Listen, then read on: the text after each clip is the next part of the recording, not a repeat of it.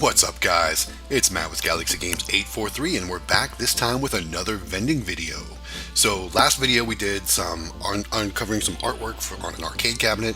For the weekend we're doing another vending collection video. So here we are, we're starting off with one of our auto shops. This one is back open and the weather's starting to get warm here, so that means we should start to see a nice little increase in the volume from this machine. So as you can see, our lemonade is sold out, Sprite's low, and let's see what else. I think we have a little bit lower Pepsi and Mountain Dew.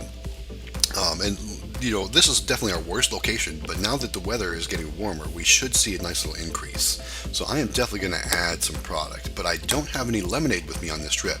So I'm definitely going to have to come back and load the lemonade off camera, which I've already done at this point, but that's neither here nor there.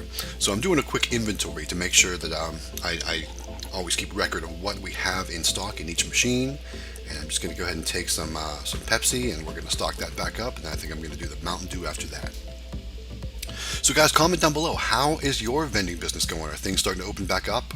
I'm at the point now where only 2 of my locations are closed. So my barbershop location is closed and our game store location is also currently closed. Everything else is open. So for the month of May, we should start to see a nice little increase in our bottom line, because in the month of April, for my vending business, we did about 50% of what we normally should do. So, you know, you're going to have that with everything that's going on. So hopefully we should start to see a nice increase this month. And take a look at that. They got Bigfoot there on the Mountain Dew box. So for those of you that don't know, my actual vending company is called Bigfoot Vending and Games, which is separate from this YouTube channel. But I thought that was pretty cool that they were featuring Bigfoot there on the new Mountain Dew art box. So how cool is that? When you buy your Mountain Dew and you see Bigfoot on there, make sure you think of us. Anyway, guys, so we're stocking up our Mountain Dew now. And like I was saying, comment down below with how your vending business is doing. You know, how many of your locations are still closed? For me, it's 2. It's only 2 locations right now, so I'm pretty happy that things are coming back. Things are starting to open back up. The South Carolina governor just announced that restaurants are going to be allowed to have dine-in customers starting this coming week. So we're excited for that. Not that I have, you know, a bunch of machines in restaurants, but anyway. So collection-wise for this machine, 4 quarters. So that's, you know, that's light. We were just here, I think, a week and a half, 2 weeks ago, and this business is back open. But that's not bad for like a week and a half for this location. So we're going to start seeing business picking back up at this location. So we're excited about that. So let's go ahead and lock this machine up, and then we'll move on to our next location, and it's going to be our brake and alignment shop.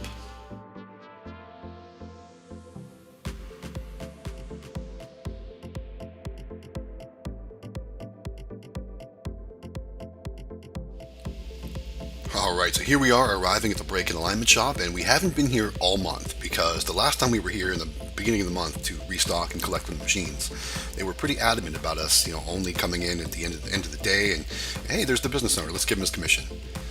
Shortly after that, guess what he did? He bought a root beer, which I thought was funny.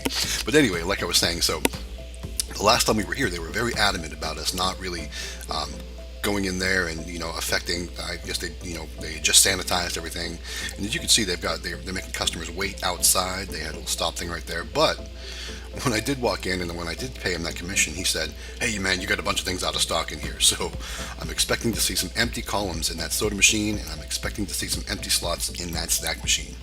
So let's go ahead and get everything loaded up and taken inside, and then we'll go ahead and get to work. There we go. So we've got lots of Coke to stock up, we've got root beer to stock up, and I'm guessing there's going to be other sodas that are going to need to be stocked up as well. So let's start by opening our Royal 650-10, and let's see how things are looking in there.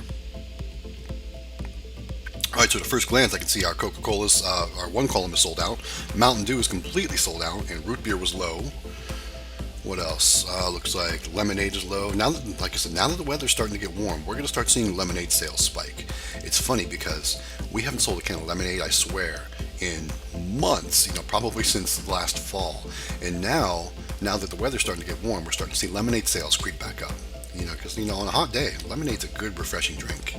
So, I'm going to balance that Coke around so that I've got cold ones in both sets of the columns, and then I'm going to do a quick inventory of the things I'm going to restock. So I haven't really been focusing on inventory when it comes to things like the Dr. Pepper or, you know, the Sprite, because I don't really sell a lot of those here, so they're kind of just filler. options in this location. And we've talked about this many times before. I definitely need to get a different machine in here because this one is too big for this location. Once I get another smaller machine, like another 276 or what is that? It's that Dixie Narco 368 or something like that. We're definitely going to move that into this location and kind of only focus on what sells here, which is Coke, Mountain Dew, of course, root beer because the owner buys that like crazy. Probably Pepsi because that's a little bit low. We'll do the lemonade, and then probably the brisk iced tea are probably going to be the six that we're going to focus on because those seem to be the ones that sell the best at this location. So one thing I don't like about this machine is sometimes it's very difficult to stock, especially those back columns. I mean, I understand why they designed it like that, but when I'm filling machines like this, it never fails. I somehow scrape my hand up or get something because you're reaching in through all these different metal pieces and whatnot. So for those of you that have a Royal machine, you probably know what I'm talking about. Those back columns are a real pain in the butt to stock sometimes, but it is what it is, and this machine has a great capacity and it is a good machine. So I would buy another one, long story short. But again, this one is too big for this location. So hopefully we'll come across another good deal on maybe a nice Dixie Narco, like I said, 276 or something like that would work out well for this location. And we can swap things out because I still want to redo this machine. I want to get those Nesquik graphics off of that and just go with some generic cold drink graphics. Alright, so notice that I've got lots of Coke with me to stock up, and I've got the root beer. I've only got one 12-pack of Mountain Dew. So much like how I had to go back and do lemonade at the just the other auto shop, I'm definitely going to have to come back. I'm going to bring more lemonade here, but I'm definitely going to have to bring more Mountain Dew. So I'm going to do that off camera. I'm going to stock up at least another probably 2 cases of Mountain Dew and at least another 12-pack or 2 of lemonade at this location, because this location we'll start picking back up with that as well. I'm guessing though that this has been mostly employee driven at this location because they've had their customers waiting outside. I'm not quite sure what the rules have been, but I know there's an employee that drinks a lot of Coca-Cola here. I know the owner drinks that root beer, so we're going to make sure that those are definitely stocked up, and then we're going to get the Mountain Dew going in there too. Unfortunately, I only have one 12-pack like I said this time, so I'm going to do most of that off camera. Alright, so now looks like we've got all the Coke stocked up. Let's move on. I think we're going to do our root beer next. Let's do a quick inventory of that. I started doing inventory one at a time because I just felt like it was a little bit easier. Alright, so we got that taken care of. Let's go ahead and add some root beer. Alright.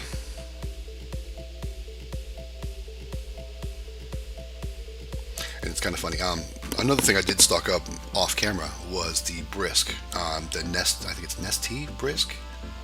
Anyway, it's like a brisk iced tea. I'm sure many of you know what I'm talking about, but it is in the back column behind that root beer. So that's again another downfall with this machine. If you have one column in the front that's stocked up pretty well, and you need to stock up inventory behind that column, guess what you got to do?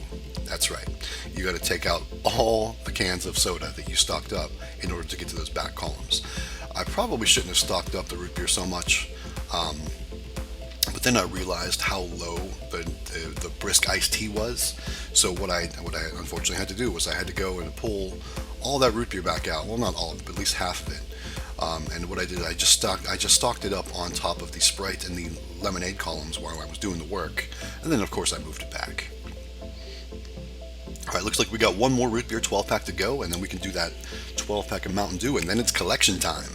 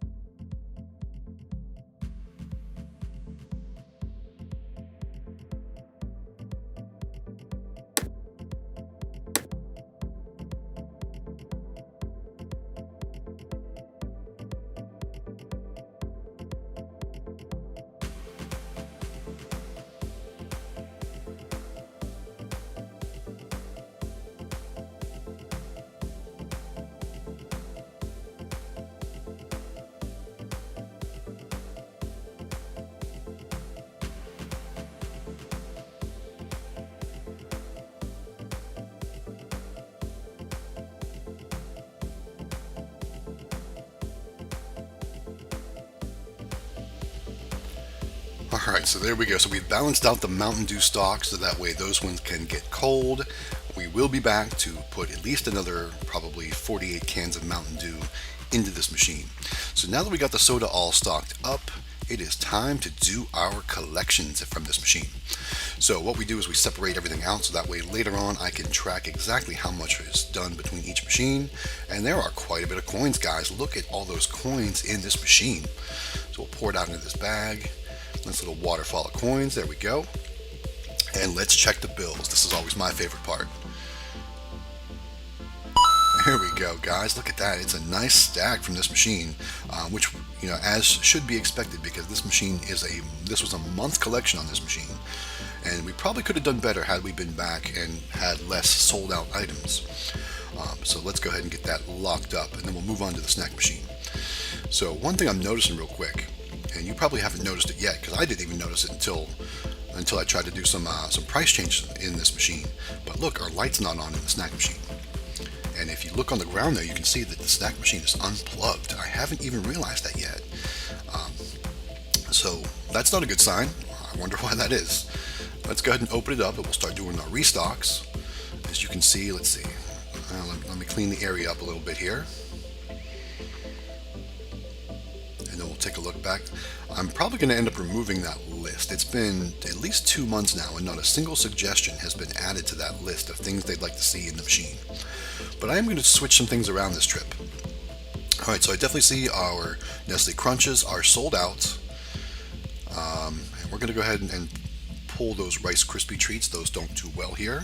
We're going to try a couple different things. So I know a very long time ago I worked at a car place, and a lot of times in the morning everybody was looking for like breakfast stuff. So I'm going to add some items that could be like breakfasty. So I'm going to put some Kellogg's. I think there's Special K bars in the bottom there, and I'm also going to start trying the Pop-Tart bites at this location. So here you see I'm trying to change the price, and I'm like, wait, what the heck's going on? Why isn't the price changing? I see my lights off, and I realize, oh my god, the machine's unplugged. So let's go ahead and plug it back in. Lights back up. Now we should be able to change our price. I don't know why that machine was unplugged, and it makes me mad that it was. But there you can see kind of an example too. A customer came to the door, and the owner was like, yeah, we're going to have to wait outside, guys. So hopefully that doesn't last much longer, because right now it looks like patrons of their business probably aren't able to access our machines. But like I said, I guess that's okay for this month because we have a bunch of sold out items anyway. So let's go ahead and stock up their favorites. We're going to do 2 rows of the Nestle Crunch, and in this row we're also going to put one of those Special K breakfast bar things to see how that does here. And we got to also add Snickers. There's only 1 Snickers left in this machine this time, guys. So we'll get those Snickers added up.